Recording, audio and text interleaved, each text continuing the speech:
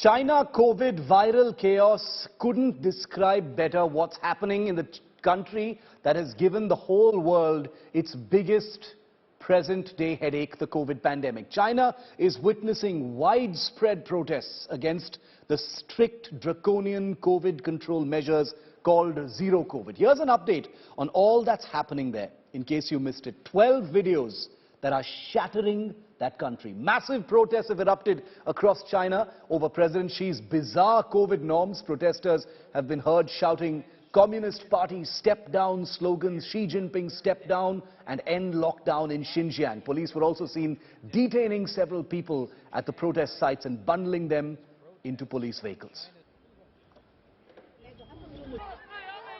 While there's unabated anger against Xi's government across China, Shanghai police resorted to forced and dragged protesters away from the site to control the agitation there. And remember, this is China's biggest city. Some were detained and released later. Common sight in cities across China like this one. China's stringent COVID restrictions flared for a third day and clashes erupted. The anti-lockdown protests in China against the zero COVID-19 policy have gone out of hand in places beyond just Shanghai and Beijing, but Wuhan, which is the city that gave birth to the COVID pandemic. Protesters were seen breaking barricades in the epicenter of Wuhan, from where it all began. Common sights literally across the city.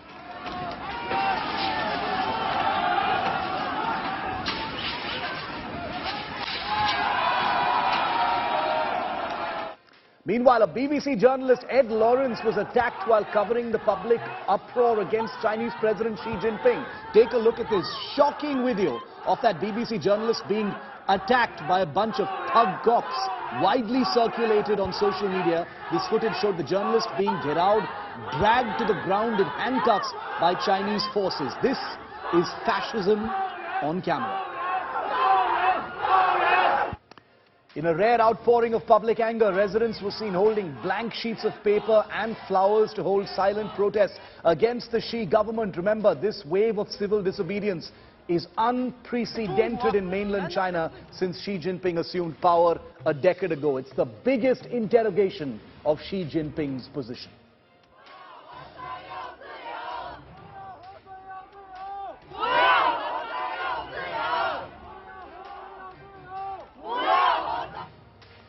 There are 12 new videos of the chaos. What you're seeing here are just 4 of them. 4 different cities, Wuhan, Xinjiang, Beijing and Shanghai, where this is what the situation is at the heart of each of those cities. It's chaos. It's not contained in small areas. It's widespread.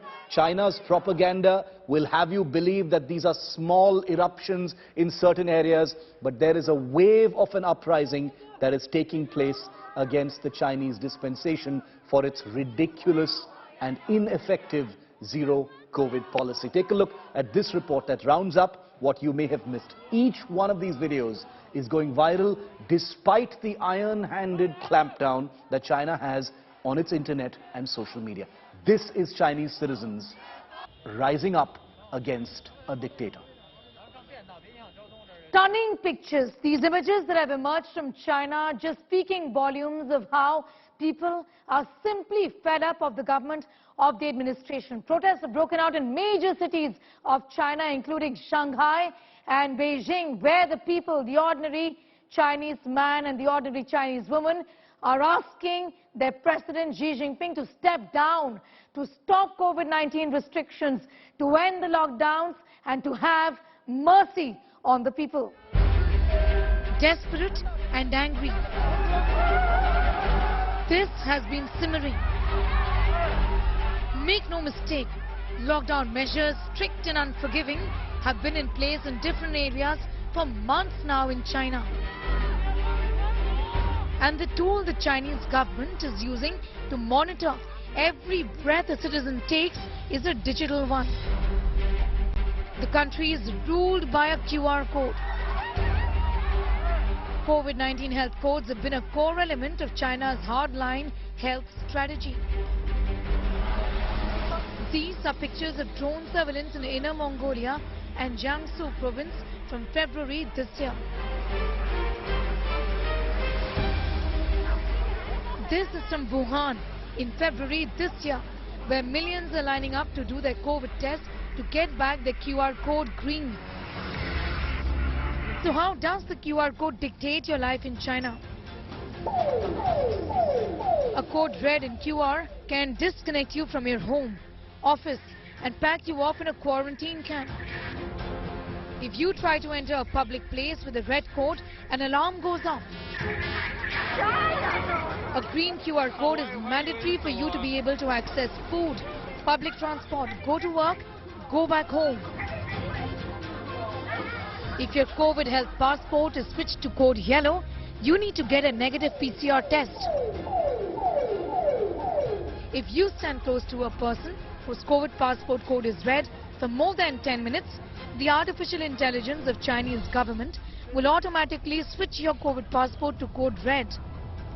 The distance between you and that person can be as far as half a mile.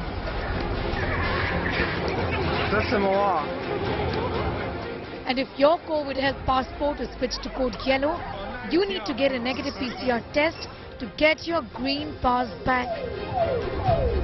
And that's why you witness these scenes often in China, where people escape a public place where just one person's QR code is red.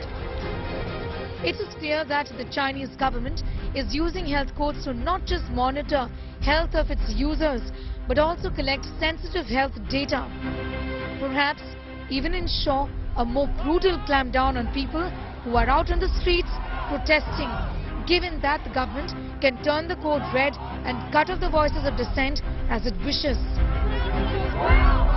In New Delhi, Sneha Mordani for India Today. Sneha Mordani, who's been putting together all of these reports for us, capturing the true essence of how bad things are down there. And Sneha happens to be our health editor as well, so she knows a thing or two about how countries have been, handling their COVID crisis. But China is truly a shocking example of things going completely out of control. Isn't that true, Sneha? Well, absolutely yes, Shiv, and they seem to be relying a lot on studies, including the one that was published on the 11th of May in the Nature Medicine that spoke about some startling facts and possible scenarios for China. For example, if the zero COVID policy is lifted, there could be 1.5 million deaths, 15-fold ICU capacity and 77% deaths in the unvaccinated population. Remember, above the age of 80, only 50% of people in China are vaccinated. Also, there is a huge disparity in the urban and rural healthcare systems, and that's the reason why the Chinese government is wary, is afraid of lifting these restrictions. But what are they resulting in essentially? We all know, experts worldwide have said it is going to be impossible to eliminate COVID-19. So when these lockdowns were in place in the last few days or so, it just became more stringent. Shift. What really happened? China reported more than 40,000 cases. So I think it's clear that the infection is not going to die down anytime soon, even if you lock people inside their homes. Also, I want to tell you that Omicron has been the only variant of concern in the last 1 year, unlike the other variants, which means that it is the virus is alive, it's kicking, it's a strong variant, and it has 500 sub-lineages, which is not the case with the other variants like Delta that died its own natural death. Shift. So Omicron essentially is here to stay, and this clearly is a policy that's not going to work. It's not working for the country, it's not working for the economy, and clearly, as you see, there is a lot of distress out there on the streets also, and this is just the tip of the iceberg. Like you rightly said at the outset, a lot of these things, including suicides in China, Shiv, is not being reported, obviously, by the mainstream media for reasons we all know, but it doesn't mean that there is no mental distress. Let's just show you, Sneha, thanks very much for that. Let's just show you the flashpoint that this currently is and just how bad things are right now as far as China is concerned. Just take a look at these pieces of information that we have for you right now. All of the flashpoints are these cities that you see on your screen right now. China and its propaganda machinery is making it seem like this is not widespread. This is only confined to some places and pockets of some cities. Please take a look at this map and decide for yourself whether it is widespread or not. Apart from those northern areas, every other part of China is covered by these protests. Every province practically has at least one city where there is total chaos of this kind. Okay, joining me live now is Ross Feingold. He's a political analyst joining me live from Taiwan. Ross, welcome to our coverage here. You know, we've been seeing these videos coming out of China, you know, pretty unsettling, not the kind of thing you usually see in China. 11 cities at last count, it could be more, from where these protests are coming from. How do you see it? You're in Taiwan right now. How do you see it? It shows, as you've discussed, the challenges that the Chinese government has. On the one hand, they're worried, very worried about relaxing their zero COVID approach because of the possibility that they'll have to announce that more people tested positive and potentially more people die. On the other hand, the population is obviously very frustrated by these on again, off again. You know, it's not just an individual who gets quarantined, it's neighborhoods and parts of cities. And look, the cities are the economic engine. So then that leads to the other issue, which is the effect on the domestic economy. And frankly, foreign investors have made this abundantly clear. And we have to be realistic.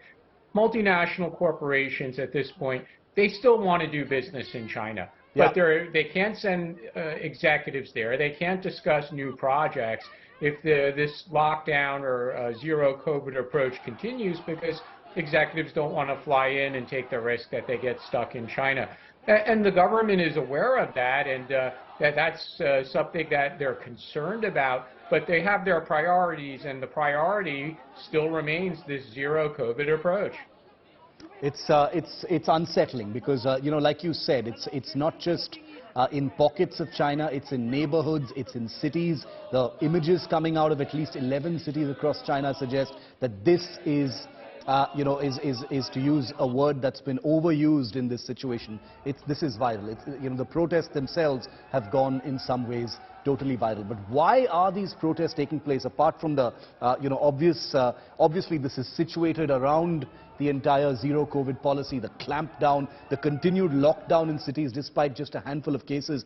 You know, reason number one, there is total and absolute frustration among citizens with the zero COVID policy. Their lives have been at a standstill. It's, you know, into year 3 and nothing has changed. Citizens are subject to these harsh lockdowns at the drop of a hat, and they have no choice but to comply. There is total frustration with medical care and the deaths that are taking place. Workers have been trapped at home. They're not able to earn their livelihood. There is anxiety about jobs and businesses. You saw what happened at the Foxconn Apple plant in China a couple of days ago. Hundreds of housing projects are on hold because of these lockdown protocols.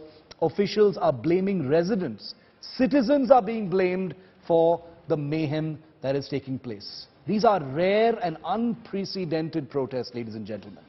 There's nothing exaggerated about what we're saying. But they've erupted not just against COVID, but they've expanded to represent anger against President Xi Jinping and his regime in China. A hardline COVID strategy is stoking public frustration, and it is only escalating, with many Chinese residents in their thousands, as represented in these pictures, growing weary of snap lockdowns, lengthy quarantines and mass testing campaigns. A stark contrast against other countries that have significantly lowered their guard against the virus in an educated way. Xi Jinping step down, CCP step down are not things you would ever hear in a country like China, and now they're echoing across at least 11 cities. Take a look. Xi Jinping! Xi Jinping!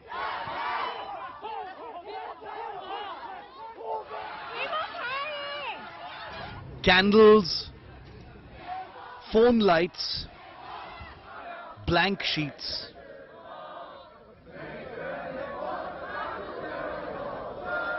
A wave of Chinese civil disobedience.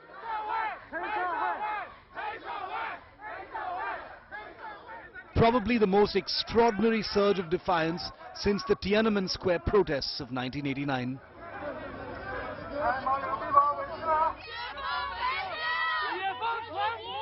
Public frustration boiling over in China as harsh COVID rules extend deep into their 3rd year.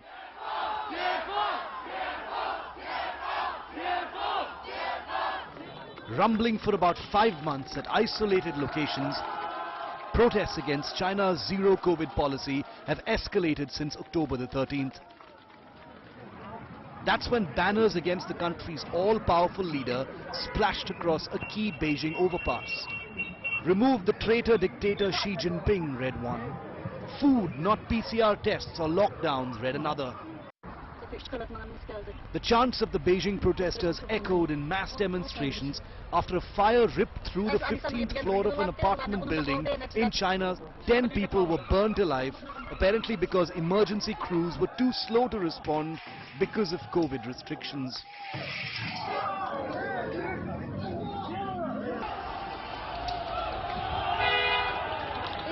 I think first it's because of the Xi Jinping, the president. We should end his dictatorship. This is why many people died of him. So, but now it's a good news. Is many people getting to realize the president is illegal. For the rest of the world, it's a journey back to normal life, unmasked and hopefully more routine. For the Chinese, though, it's a life cloistered in stringent lockdowns, even if it's just a handful of cases. The government defends its brute force quarantines, restrictions and digital tracking. Last month, China tilted towards a one-man rule, as Xi Jinping was confirmed the country's leader for a precedent-breaking third term as the head of the ruling Communist Party. The increasing tumult over his government's COVID strategy in particular and censorship on dissent in general could be a political headache for Xi. It is very different, still very different from 1989, because in 1989 when students are protesting, that there's clear sign that the party leadership is divided. In absolute control, we don't see any sign that some other party leaders are trying to take advantage of this to change Xi. Without the clear signal of party leaders' divisions, and I would expect this kind of protest might not last very long. Broader political demands for real democratic change may be too distant to realize in an authoritarian system like China's. But the scale of outpouring seems to be building pressure on Xi's government to at least loosen its draconian COVID regulations. With Ankit Kumar, Bureau Report, India Today. Gaurav Sawant is live with me on this story. He's been looking at it very closely. Gaurav also travelled to Taiwan earlier this year, at a very tumultuous time, at a time when China was actually firing missiles into the Taiwan Strait. Gaurav, looking at these pictures, it's easy to think that this is a mass uprising that could shake the Xi Jinping government. The truth, of course, is that this is a very, very powerful government, a very powerful system, that has a great deal of experience in stamping out protests, no matter how big they are. They've done it through their history. So the question that one needs to ask is, do we know how the Chinese government is viewing these protests? Is it a threat by any stretch of imagination, or are they just waiting for it to blow over? So, Shiv, if we were to talk about Taiwan for a moment, just across the strait, Taiwan is removing the mask mandate, and this too will cause alarm and anger just across the strait in China. Taiwan removes all mask mandates. Across the world, people are mingling. You're watching the FIFA World Cup where thousands are together. People in China are also viewing this, and suddenly you have a situation in China. The anger actually increased after the Urumqi incident, where 10 people were killed in that devastating fire. When they tried to run out of the building, they couldn't because the doors had been welded shut.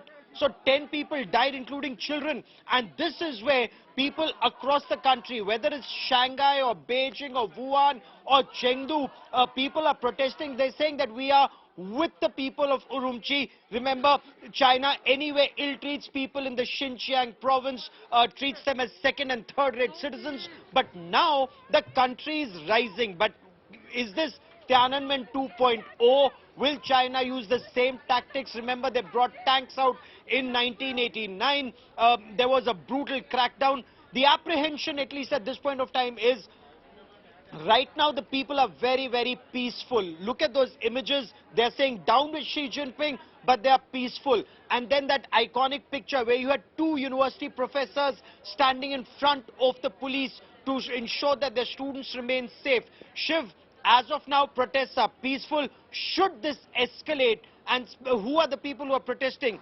Foxconn pictures you saw, no longer peaceful. So factory workers are no longer peaceful. If factory workers and students together come out on the streets, remember, 90,000 people can be kept in those quarantine centers, and many such quarantine centers are coming up across China. So the situation could well become alarming. But as of now, the impression is that Xi Jinping and the brute force, the army and the police command, they would be able to control this. Look, I mean, just look at the way they bundled away that BBC reporter. Absolute fascism in motion there. But Gaurav, continue to stay with me. I also want to get a word in. Ross Feingold continues to stay with us from Taiwan. Rajesh Purohit is an Indian businessman. He's an entrepreneur, an innovator, based in Guangzhou in China. So he's actually there. He's been, he's experienced what has happened in that country. Rajesh, welcome. Thank you for your time.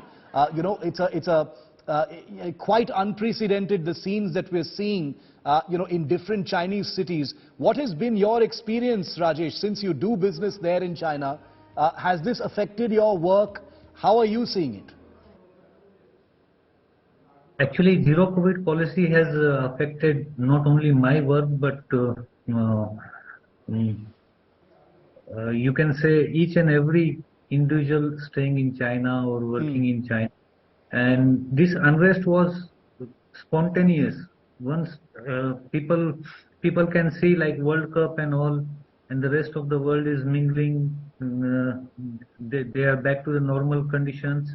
And here in China, still lockdowns, areas are getting cut off from rest of the cities or towns or the country.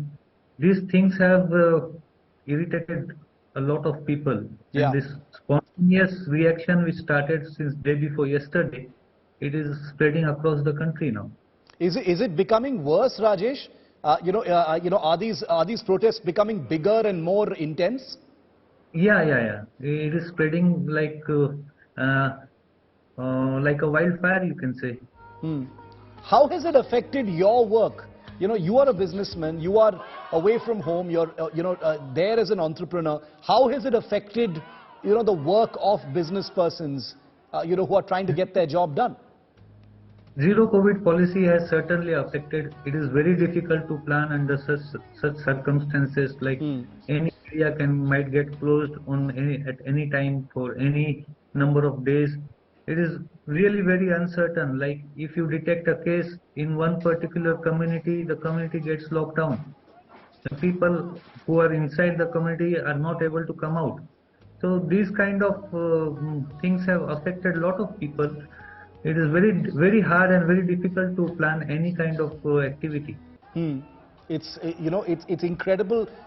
It's one thing to hear from experts. It's another thing to actually hear from someone like Rajesh, who is an Indian businessman working in China. He's speaking to us live from Guangdong there, and he's telling us about his first-hand experience. And he also tells us, as someone who's there on the ground, and nothing can match the value of someone who's seeing it firsthand, that these protests are spreading and the anger is actually escalating. I'd like all of you to stay with me, because a country that once made news for setting up a COVID hospital in a few days is now in the news for developing makeshift camps and quarantine centers at lightning speed, and this too after 3 years of the outbreak of the pandemic. Take a look at how China is bracing for what it says is another COVID surge.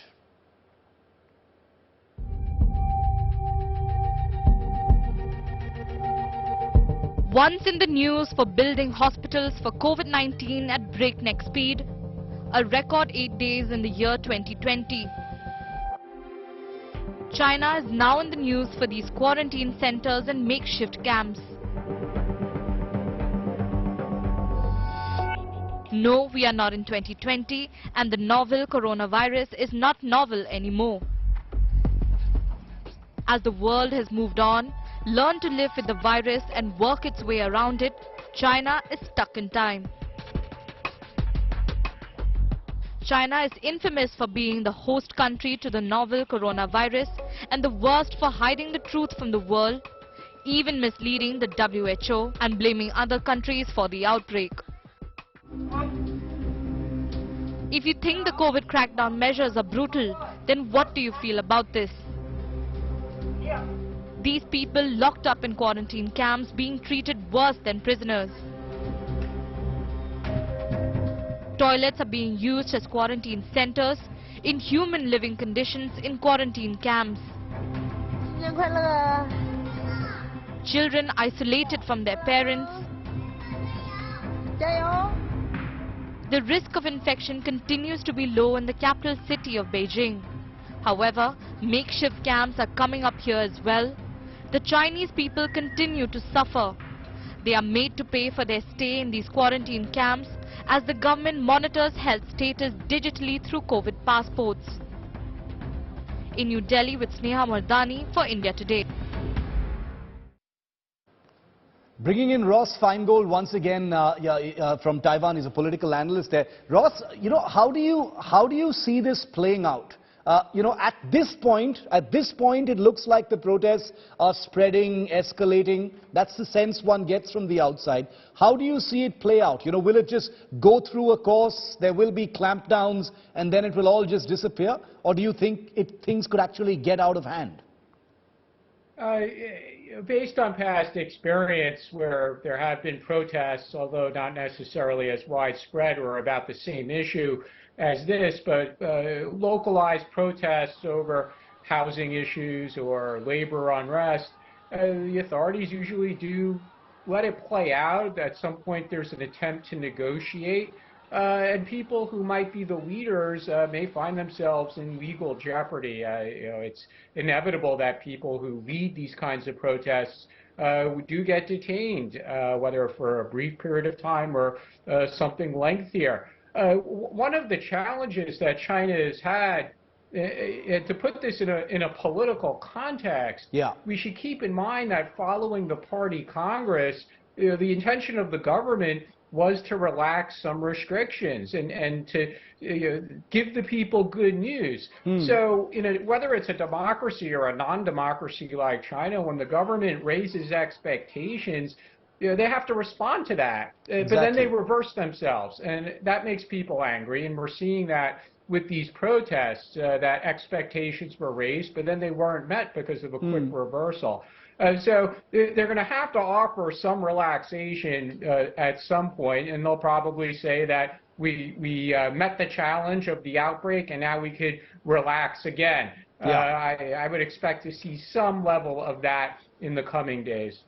Gaurav, a question that democracies like India, the United States and others, and even Taiwan wish to ask is, China has a track record of, when it faces domestic crises, it creates geopolitical distractions on the outside. How is the world seeing this, especially countries like India and the United States?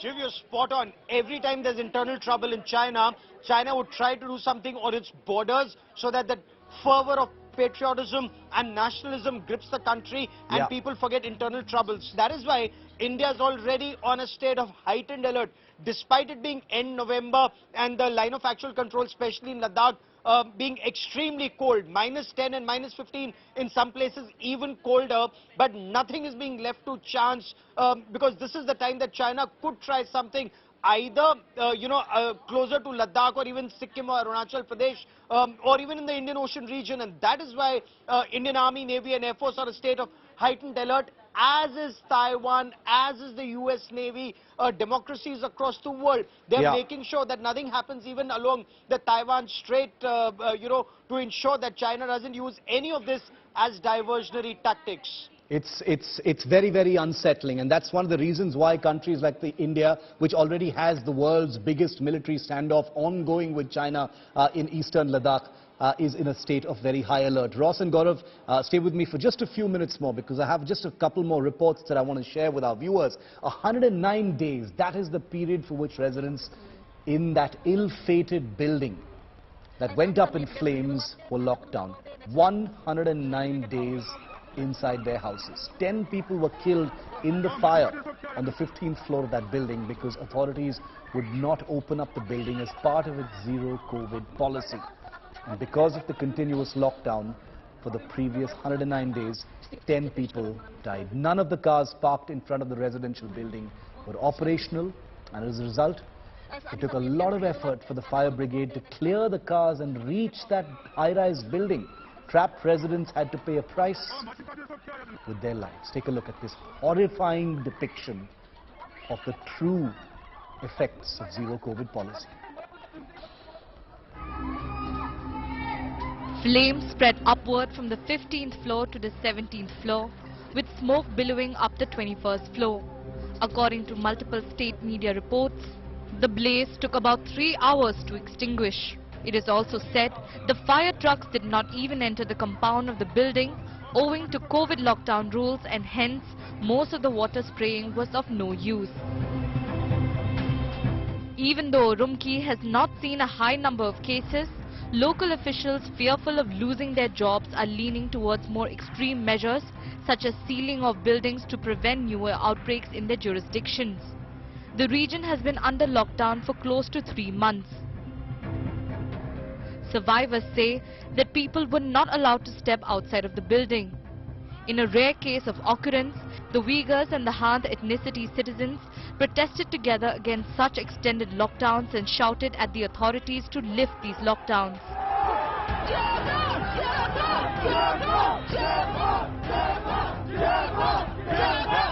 The mayor of the Urumqi municipality has reportedly apologized for the incident.